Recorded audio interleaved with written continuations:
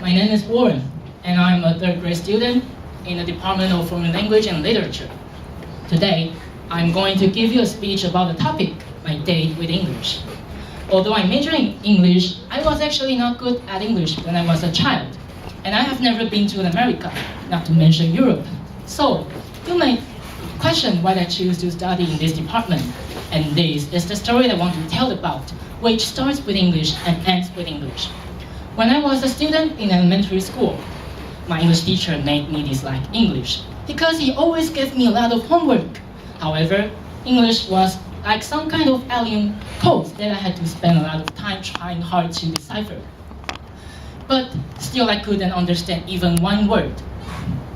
And there was the most horrible experience with English in my junior high. That is, I was so lucky that I was chosen to attend a speech contest, although the probability was only 1/40. And I believe you know what would happen next. I was so shy and without enough training, so I stood on the stage with my mind going blank for nearly about 1 minute. When I pulled myself together again, I found the time was over. I stared at the judges, and the judges stared at me too. A few seconds later, though it was like a long time, one of the judges told me that I could walk down the stage. That was really an embarrassing experience for me and casted a shadow on my heart. Afterwards, I became afraid of speaking in front of so many people. And I didn't like English very much until I met a new English teacher in my senior high. It was the first English class in a new semester, and I was sitting in a classroom nervously, worried about whether this new English teacher might be like those I met before, so old, so boring, so picky, and so annoying. When I was about to give up my expectations, she came in and did surprise me. Her hair was shining and bright like the sun. Her eyes were glittering like the star in the sky. She walked onto the stage as if a goddess came down to earth. The moment she started to teach English with her tender voice, I fall in love with her.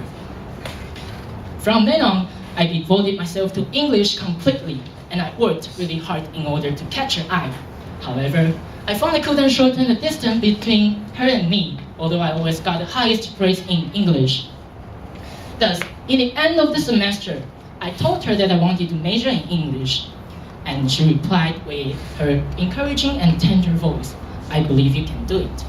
This sentence kept motivating me to study hard even until now.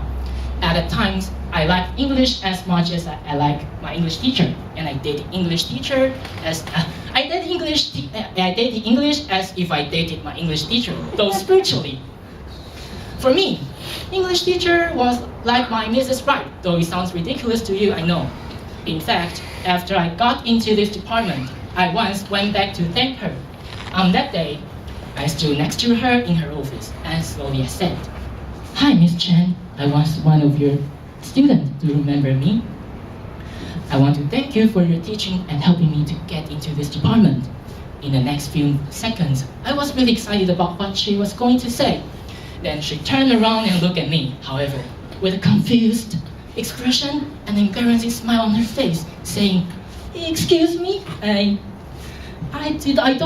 don't remember you, but congratulations anyway." Then my heart was broken into pieces. Although my dream was disillusioned after that, I found I love English more than I love my English teacher, especially after I got into this department. I realized that my English teacher became somewhat like a matchmaker between English and me. The more I studied English, the more enchanted I became with its beauty and its mystery. But I also found some interesting conflicts, just like the quarreling between a sweet couple when I'm interacting with English. For example, I study modernism, but I turned out to be the conservative. I study Marxism, but I live in a capitalistic society. I read a lot of chivalric romances, but I'm just an ordinary civilian who is unable to mimic Don Quixote. But I think these conflicts are the reason that makes English so charming for me. This kind of relationship is somewhat like a cross-cultural romance for me, which I would like to cherish for the rest of my life. Several years ago, I didn't know I would major in English, but I'm glad that I made this decision. At that time, I was not good at English, but I decided to start to work hard to be good at it. And now I know I'm not good at all. I'm not good enough, so I come to this club to improve my English skills. It's still that sentence. To start, you don't have to be good. To be good, you have to start. And what I want to add is that you have to find a reason why you want to be good so that you can start with your whole resolution. And thank you very much.